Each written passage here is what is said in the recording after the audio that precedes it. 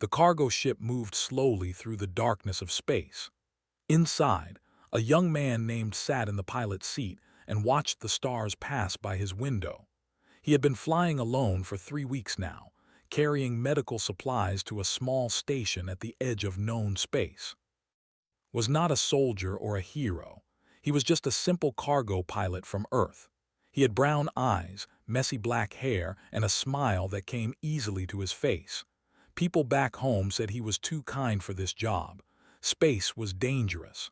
The places between planets were full of criminals, pirates, and species that did not like humans, but did not care about danger. He cared about helping people. The refugees on Station Nix 7 needed medicine, and someone had to bring it to them. His computer made a sound. The station appeared on his screen, floating in the empty blackness like a metal flower. It was old and broken in many places. Lights flickered on its surface. Ships of all sizes were attached to it like insects on a dead tree. Landed his ship carefully and stepped outside. The air inside the station smelled bad, like rust and old food. People of many different species walked past him.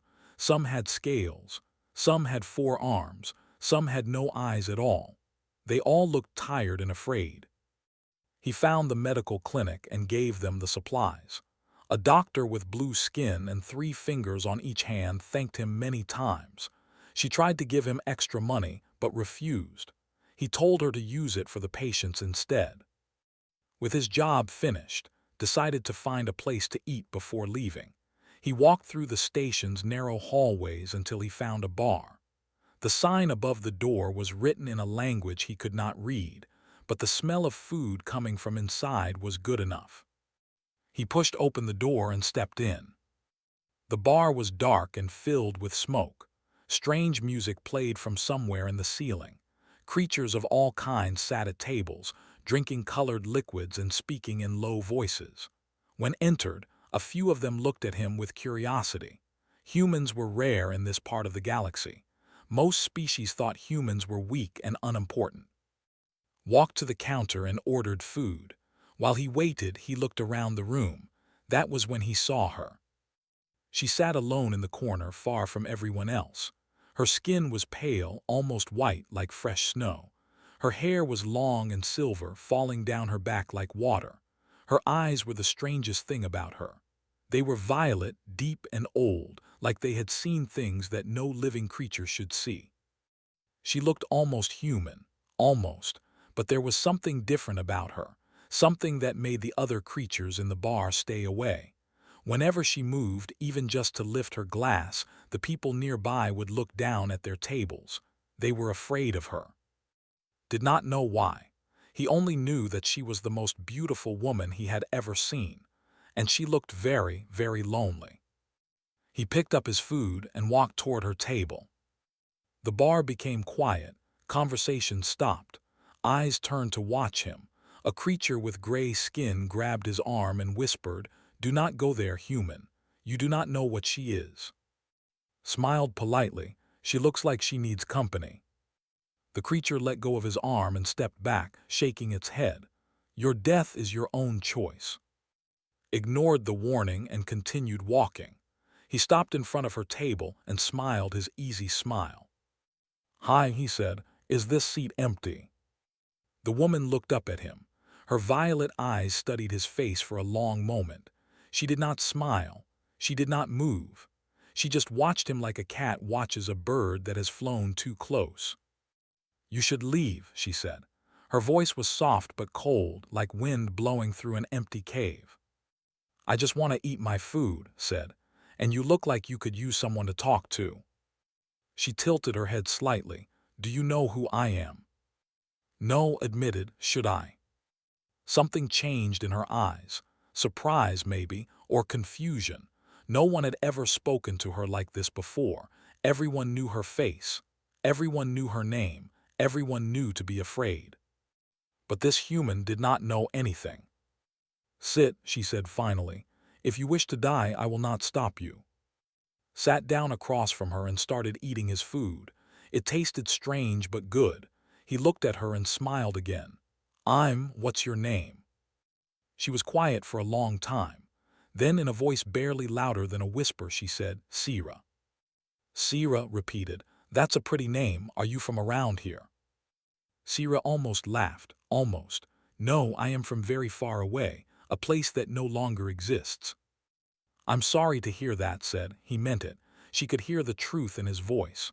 "I'm from Earth. Do you know it? Small blue planet. We make good food and bad decisions." This time Sira did smile. Just a little, just for a moment, but it was real. In 3,000 years, no one had made her smile. She watched this strange human eat his food and talk about his home. He told her about his mother, who made the best soup in his village. He told her about his sister, who wanted to become a doctor. He told her about the stars and how he had always wanted to fly among them. He talked to her like she was just a woman, not a monster, not a legend, not a nightmare that parents used to scare their children. Just a woman sitting alone in a bar. Sira did not understand this feeling inside her chest. It was warm and strange. She had killed billions of living beings. She had destroyed entire worlds. She was called the Crimson Silence because planets went quiet after she visited them. But this human, with his messy hair and kind eyes, made her feel something she had not felt in centuries. Hoping.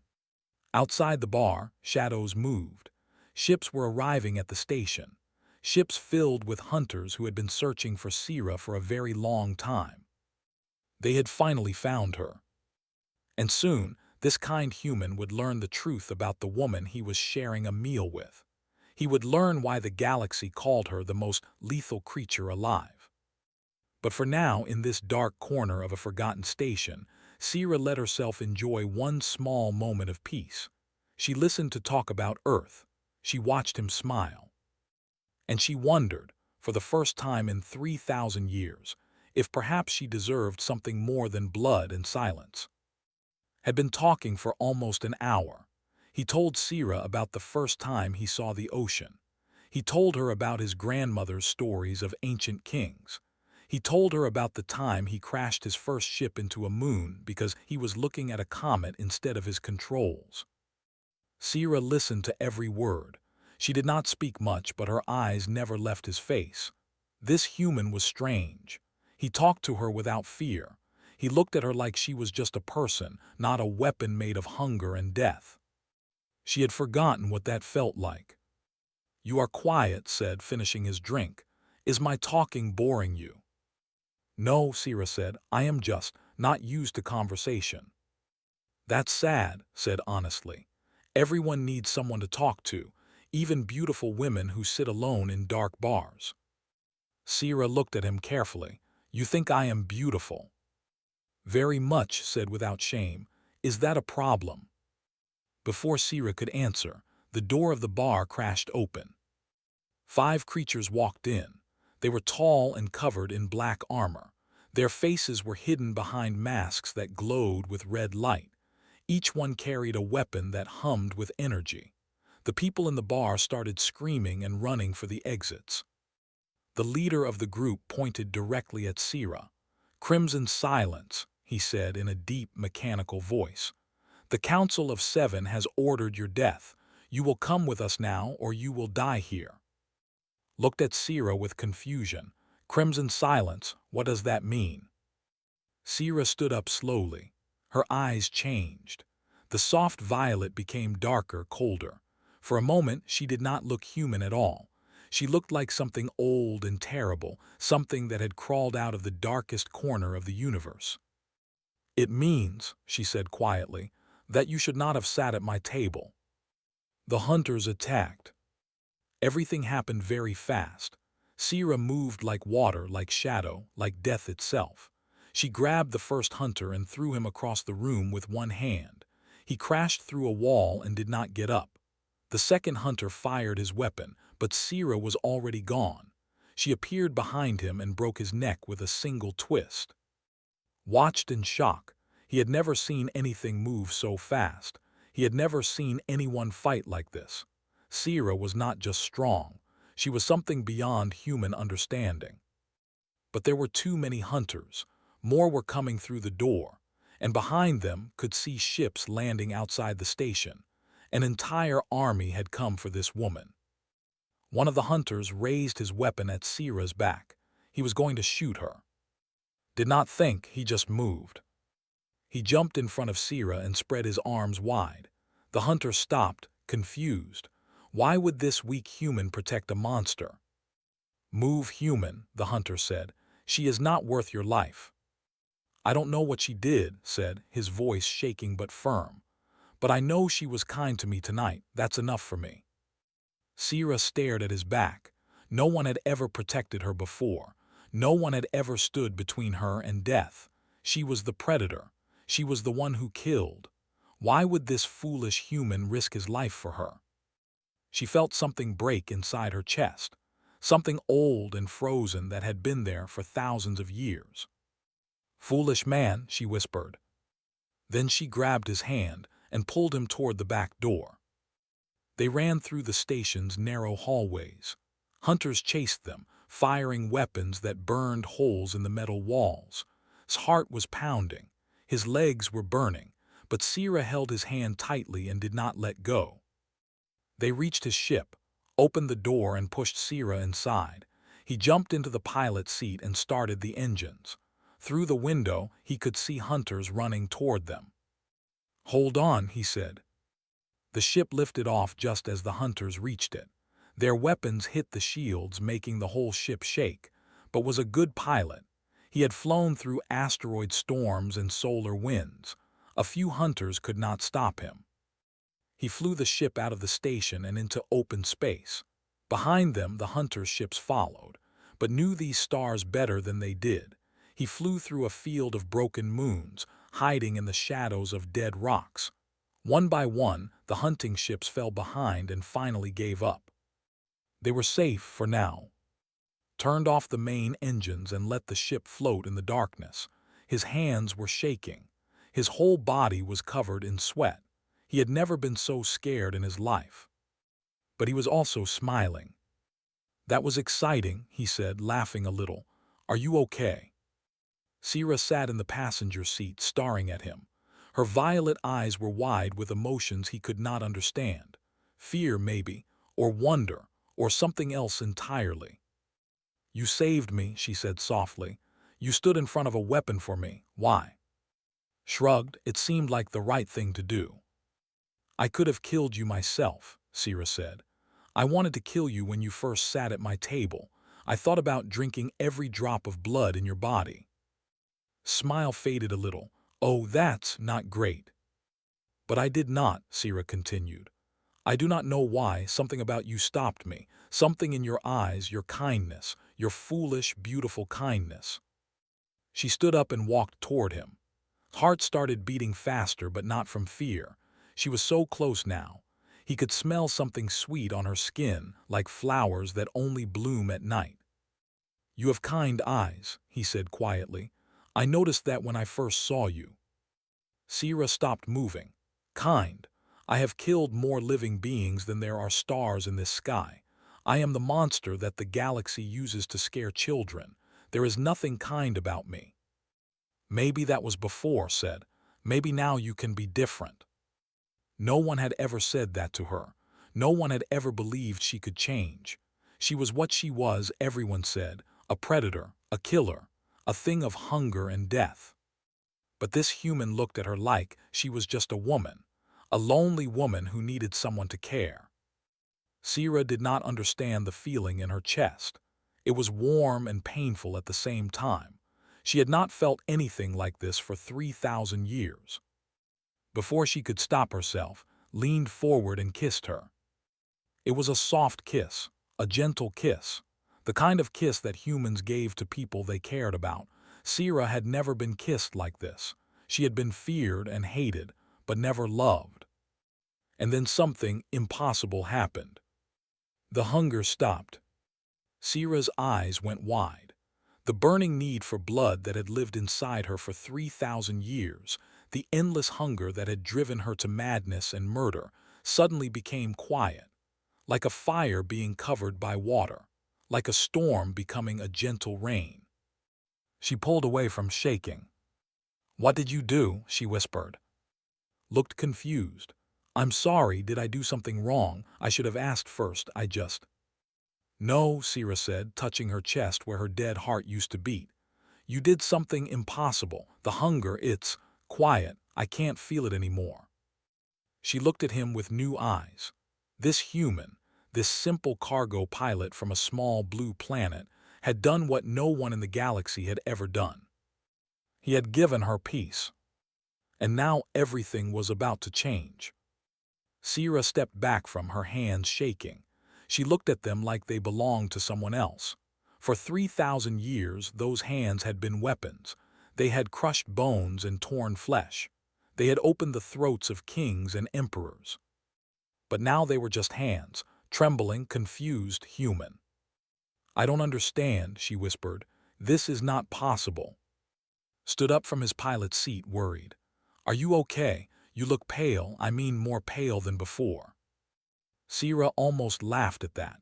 Here she was, the most feared creature in the galaxy, and this human was worried about her health. He still did not understand what she was. "I need to tell you something," she said. "You need to know the truth about me, about what you just kissed." Sat down on the floor and looked up at her. "Okay, I'm listening." Sira walked to the window and looked out at the stars. So many stars, so many worlds. She had visited so many of them, and most of those visits had ended in death. "I am not human," she began. "I know I look like one. My species was designed that way. We were made to look like the creatures we hunt. It makes it easier to get close, easier to feed." "Feed?" asked. "On blood," Sira said. "On life itself. My species is called the Void Reavers. We are parasites. We were born from the darkness between galaxies, from the empty spaces where no light reaches. We need the life force of other beings to survive." She turned to look at him. Her violet eyes were filled with old pain. "I am 3,000 years old. I have seen empires rise and fall. I have watched stars die, and I have killed. So many, more than I can count, more than I can remember." Was quiet. His face was serious, but he did not run. He did not scream. He just listened. "The galaxy calls me the Crimson Silence," Sira continued. "Do you know why? Because after I visit a world there is only silence. I drink until there is nothing left. Cities go quiet. Planets go dark. 2 entire civilizations ended because of me. Billions of lives gone because I was hungry." She waited for him to react. She expected fear, disgust, hatred. That was what everyone felt when they learned the truth about her. But just nodded slowly. "That sounds terrible for you and for them." Sira blinked. "For me." "You didn't choose to be born this way," said. "You didn't choose to be hungry. It must be horrible to need something that hurts others, to never be able to stop." Sira stared at him. In 3,000 years, no one had ever shown her sympathy. No one had ever thought about what it felt like to be her. "You should hate me," she said. "You should try to kill me. That is what everyone does." "I don't think killing you would bring back the people you hurt," said simply. "And I don't think you wanted to hurt them, did you?" Sira was quiet for a long moment. Then, in a voice so soft he almost could not hear it, she said, "No, I never wanted this. At first I tried to resist. I tried to starve myself. But the hunger is too strong. It takes over everything. It makes me something I am not, something I hate." She sat down on the floor, across from him. Her silver hair fell around her face like a curtain. "For the last 500 years I have been running, hiding, trying to stay away from people so I do not hurt them. But the hunger always comes back. The Council of Seven has been hunting me all this time. They want to destroy me before I destroy anyone else." "The hunters at the bar said." "Yes, they have been following me for centuries. I cannot escape them forever." Looked at her with those kind eyes that made her feel strange inside. "But the hunger stopped tonight, when I kissed you. Does that mean something?" Sira shook her head. "I do not know. This has never happened before. My kind cannot be cured. We cannot change. That is what everyone believes. That is what I believed." Maybe everyone is wrong, said. Maybe, Sierra whispered, but she was afraid to hope. Hope was dangerous. Hope made you weak. Moved closer to her. You said you're tired, tired of blood, tired of fear, tired of being alone, right? Sierra nodded. Then stop, he said. Just stop. You don't have to be the monster they say you are. You can be something else. It is not that simple. Why not? Sierra looked at him with frustration. Because I have killed billions of people. Because I am a creature of death. Because no matter what I do, I cannot undo the pain I have caused. You're right, said. You can't change the past, but you can change the future. You can choose to be different from now on. And what about justice? Sierra asked. Don't the dead deserve justice? Maybe, said. But justice and revenge are not the same thing. Killing you won't bring anyone back, but you being alive. Maybe you can help people now. Maybe you can save more lives than you took. Sierra stared at him. You really believe that? I believe everyone deserves a second chance, said. Even monsters, especially monsters, because if monsters can become good, then there's hope for everyone. Tears formed in Sierra's eyes. She had not cried for 2,000 years. She thought she had forgotten how. Why are you like this? She asked. Why are you so kind to me? Smiled his easy smile. Because you looked lonely, and I know what that feels like. Before I became a pilot, I was alone too. No friends, no family who understood me, just me and my dreams. Then someone was kind to me and it changed everything. Maybe I can do the same for you. He reached out and took her hand. Her skin was cold, but his was warm. She could feel his pulse through his fingers, his blood, his life, so close. In the past, she would have felt the hunger scream at her to take it. But now there was only silence, and warmth, and something that might be peace. I do not deserve your kindness, Sierra said. Maybe not, agreed. But you have it anyway. That's how kindness works. It's not about deserving, it's about giving. Sierra held his hand. She did not understand this human. She did not understand these feelings. But for the first time in 3,000 years, she wanted to try. The hunters will not stop, she said.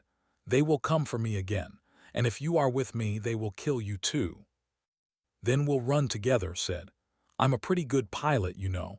I've escaped from a lot of bad situations. This is different. The Council of Seven controls half the galaxy.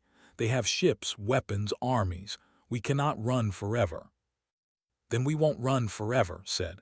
We'll run until we find another way, a way to prove that you've changed, a way to show them that you don't have to be the monster anymore.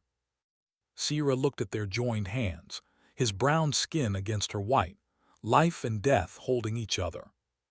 You are the strangest human I have ever met, she said. Thank you, replied with a grin. I try. For the first time in centuries, Sierra laughed. It was a small sound, rusty from lack of use, but it was real. And somewhere in the darkness of space, the hunters were regrouping. The council was planning, and the galaxy was about to learn that sometimes the greatest weapon against a monster was not hate or fear. It was love. 3 days passed, and Sierra traveled through empty space, hiding in the shadows between star systems. They talked for hours about everything and nothing. He told her more stories about Earth. She told him about worlds that had died 1,000 years ago. Every night when slept, Sierra watched him breathe. She had never watched someone sleep before. It seemed so peaceful, so vulnerable. In the past, she would have seen it as weakness. Now she saw it as trust. He trusted her not to hurt him, and she would not. On the 4th day, everything changed. Woke up to alarms screaming through the ship. Red lights flashed everywhere. Sierra was already at the window, her face pale and cold. What's happening? Asked, running to the controls. They found us, Sierra said. The Council's fleet, 20 ships, maybe more. Looked at the scanner. She was right. A wall of warships surrounded them, cutting off every escape route. There was nowhere to run. They were waiting for us, Sierra said. They knew we would come this way. A voice crackled through the communication system. Unidentified vessel. This is Commander of the Council's Third Fleet. You are ordered to stop your engines and prepare for boarding. If you resist, you will be destroyed. Recognized the name. It was a Korean name. This commander was human like him. They have a human commander, he said with surprise. Humans have been working with the Council for 50 years, Sira said. Your species joined them as junior partners. You provide soldiers and workers. They provide technology and protection. I didn't know that, admitted. He had never paid attention to galactic politics. Most humans don't, Sira said. Your governments keep it secret. They don't want people to know how small humanity really is in the eyes of the galaxy. The communication system crackled again. This is your final warning. Surrender the Void Reaver or be destroyed. Sira walked toward the door. I will surrender myself. You can go free. They have no reason to harm you. No, said firmly. This is not your fight. You have done more for me than anyone in 3,000 years, but I will not let you die for me. And I won't let you die alone, said. He stood up and blocked the door with his body. There has to be another way. Sira stared at him. This stubborn, foolish, wonderful human. There is no other way, she said. The Council has decided that all Void Reavers must die. We are too dangerous to live, and they are probably right. But you're different now, said. The hunger stopped. Something changed when I kissed you. That has to mean something. Sira was quiet for a moment. She had been thinking about this for 3 days. Why did the hunger stop? What was different about this human? An idea came to her. It was crazy. It was probably wrong, but it was the only hope they had. You might be right, she said slowly. There might be something special about humans, something in your biology that we never understood. What do you mean? Void Reavers have hunted many species for thousands of years, but humans are new. Your species only left Earth 100 years ago. We have never fed on humans before. I was the first to come so close to one. Thought about this. So maybe humans are different. Maybe there's something in us that affects you. Maybe, Sira said, but I need proof, something I can show the Council. Smiled suddenly, then let's get them proof. He ran back to the communication system and pressed the button. Commander, this is the human pilot. I need to speak with you. I have information about the Void Reaver that the Council needs to hear. There was a long silence. Then the commander's voice returned, sounding surprised. You are human. Yes, I'm from Earth, Korea specifically, just like you, I think. Another silence. Then, you have 2 minutes, speak. Looked at Sira, she nodded. Commander, I've been traveling with the Void Reaver called Sira for 4 days. During that time, she has not attacked me. She has not fed on me. In fact, something happened when I touched her. Her hunger stopped completely. She can't explain it. Neither can I, but I think it has something to do with human biology. The communication system went quiet. Could imagine the chaos on the Council ships, scientists running to their computers, officers arguing about what to do. Finally, Commander spoke again. That is impossible. Void Reavers cannot control their hunger. It is part of their basic nature. I know it sounds crazy, said, but I'm telling the truth. Scan my ship if you want. Check my vital signs. I'm healthy. I'm alive.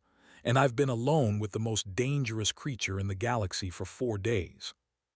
More silence. Then a new voice joined the communication. It was older, calmer, and spoke with scientific precision. This is Doctor of the Council's Biological Research Division. We have scanned your vessel. Your vital signs are surprising. You show no signs of feeding trauma, no cellular damage, no psychological stress. These readings are unprecedented. Sira stepped forward to the microphone. Doctor, I can explain. When this human kissed me, something in his biology neutralized my hunger. I have never experienced this before. I believe humans may carry a natural immunity to Void Reaver parasitism. The doctor's voice became excited. Immunity, if this is true, it could change everything.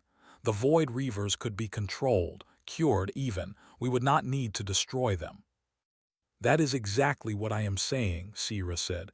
I do not want to kill anymore. I never wanted to, but I could not stop myself. Until now. Until this human showed me kindness. Commander's voice returned, harder than before. This could be a trick. Void Reavers are known to manipulate their prey. Then test it, said. Bring us aboard your ship, put us in separate rooms. Run whatever experiments you need. I'm not afraid. You should be afraid, said. If you are wrong, you will die. I'm not wrong, said confidently. I trust her, and I think you should too. There was a long pause. Could feel sweat running down his back. Everything depended on the next few seconds. Finally spoke. Very well, you will dock with my flagship. If this is a trick, I will kill you both myself. But if you are telling the truth. If we are telling the truth, Sira said, then humanity might be the most important species in the galaxy. Not because you are strong, not because you are advanced, but because you are kind. And kindness, it seems, is the one weapon that can defeat a monster. The communication ended. The council ships began to move, creating a path to the flagship. Looked at Sira and smiled. Well, that was terrifying. You were very brave, Sira said. I was mostly just making it up as I went along, admitted. Sira almost smiled. That is the human way, I think, making things up and hopping for the best. It's worked so far, said. He took her hand as they prepared to dock with the enemy fleet. He had no idea if his plan would work. He had no idea if the council would believe them. But he knew one thing for certain. He was not going to let Sira face this alone. Because that's what humans did. They stood with the people they cared about, even when it was stupid, even when it was dangerous, even when the whole galaxy said it was impossible. And sometimes, just sometimes, the impossible happened anyway. The council flagship was enormous, had never seen a ship so big. It was like a floating city in space, filled with creatures from 100 different worlds. Soldiers marched through the hallways. Scientists hurried between laboratories. Diplomats argued in meeting rooms. And at the center of it all, the Council of Seven waited. And Sira were escorted through the ship by guards with weapons pointed at their backs. Other species watched them pass with fear and curiosity. The Crimson Silence, walking peacefully through the Council's flagship. Many of them had lost family to Void Reavers. Many of them wanted Sira dead. But they also saw the human beside her. Small, weak, holding her hand like she was just a woman. It confused them. It made them wonder. The guards brought them to a great hall. 7 platforms floated in the air, each one holding a member of the council. They were the leaders of the most powerful species in the galaxy, ancient beings who had ruled for thousands of years. In the middle of the hall stood Commander. She was tall, with short black hair and sharp eyes. Her uniform was decorated with medals from many battles. She looked at with a mixture of respect and suspicion. So you are the human who claims to have tamed a Void Reaver, she said. I didn't tame anyone, replied. I just talked to her like a person. One of the council members, a being made of floating light, spoke with a voice like thunder. We have reviewed the scientific data. It seems the human is telling the truth. Sira's hunger was indeed neutralized by physical contact with him. This is incredible, Doctor said from the side of the room. We tested samples of the human's blood. It contains a unique protein structure that interferes with Void Reaver parasitism. In simple terms, humans are immune to their feeding. Another council member, this one a massive creature with scales and 4 eyes, leaned forward. But can this effect be replicated? Can we use humans to control all Void Reavers? Doctor nodded. In theory, yes. Human presence suppresses the hunger. If Void Reavers lived among humans, they might be able to control their impulses. This could end the threat without genocide. The hall erupted in chaos. Some council members shouted with hope, others screamed with anger. They had spent centuries hunting void reavers. They had lost entire armies, and now some weak human was saying it was all unnecessary. "This is madness," the scaled creature roared. "The void reavers killed billions. They deserve death, not mercy." "They deserve the same chance everyone else gets," said loudly. The hall became quiet. Everyone stared at this small human who dared to speak before the Council of Seven. "Who are you to tell us what they deserve?" the scaled creature demanded. "You are from a primitive planet. You have been among the stars for only 100 years.